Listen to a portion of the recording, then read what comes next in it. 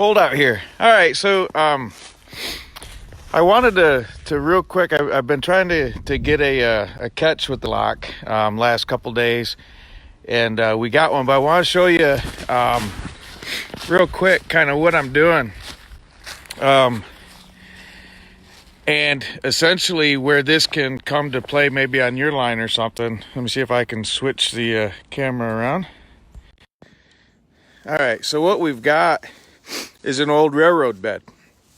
On the left side, I don't have permission to be over there, so I could use drags, and that's the best way to move a coyote with a drag.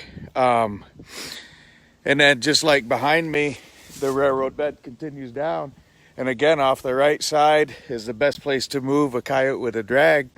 But again, I don't have permission. Off of this side over here, as you'll see behind me, it's a little bit more open, a little sparsy.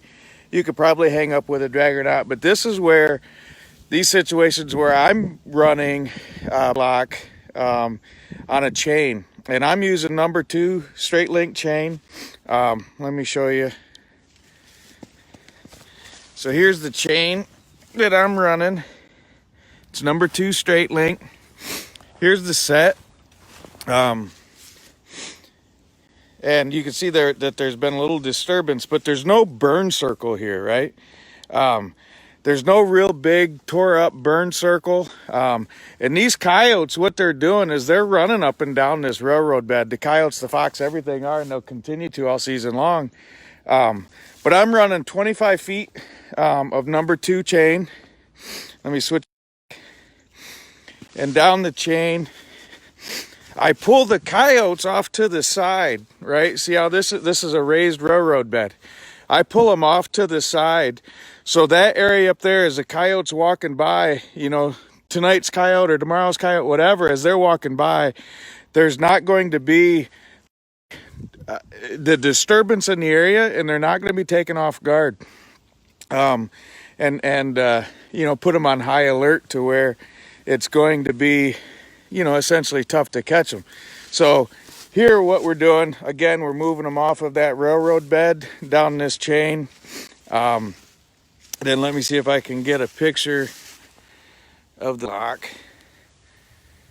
So it's down there in the grass. Hopefully this coyote won't come at me. Hey fella. But the lock is right there. And so that's allowing us to move that coyote. It's allowing us to move the coyote where we want them to, especially in situations where I can't use a drag, and in areas where I want to preserve the set.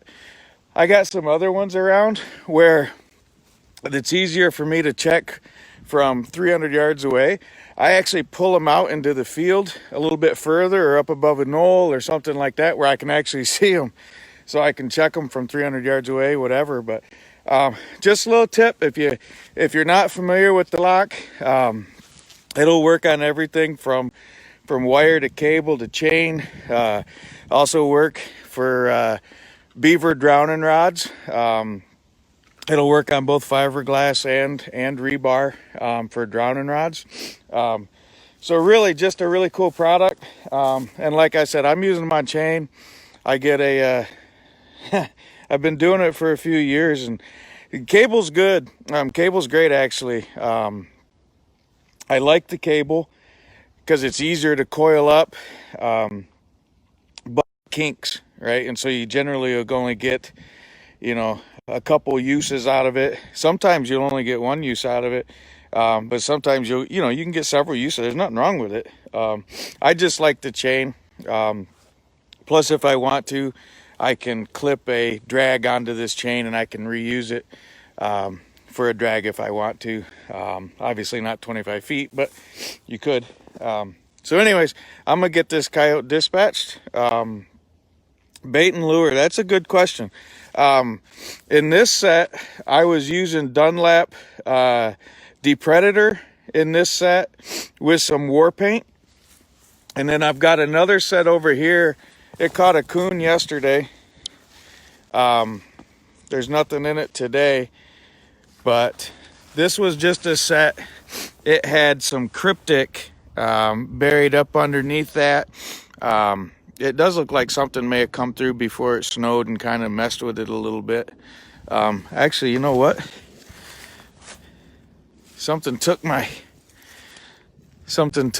I had another log up on top of there with that protrusion set, and something actually took it and ran off with it. So, well, that's fun. So I had a protrusion set there with some cryptic on it, and I had a little HAGz Violator 7 up under the bottom of it, and something wanted that stick better than I did. Of course, I guess it could have been that coyote. He could have pulled it down, but so all right. So let me scroll through some comments real quick. Hey, John from the UP. Bait and lure, I already answered that. Yeah, Mitchell, we're fancy pants. Courtney, hello there. And Bob. Season's going slow right now, Bob. Just starting to pick up a little bit, but so far it's been pretty dismal, to say the least. But last week's been good. Last week we've been picking up. This is the third coyote of the morning, mangy coyote. So our page is a public page. It's not private. This is actually probably another good thing to show, because I know that we're gonna get bashed and whatnot. And this is the second coyote of the season. I usually don't get a whole lot of mange here, but this is the second coyote of the season. If you see on its rump, okay, you'll see how its hair is all matted down, or its fur's all matted down. There is no undercoat. It actually smells. This coyote smells. They all smell to some degree, but this one smells terrible.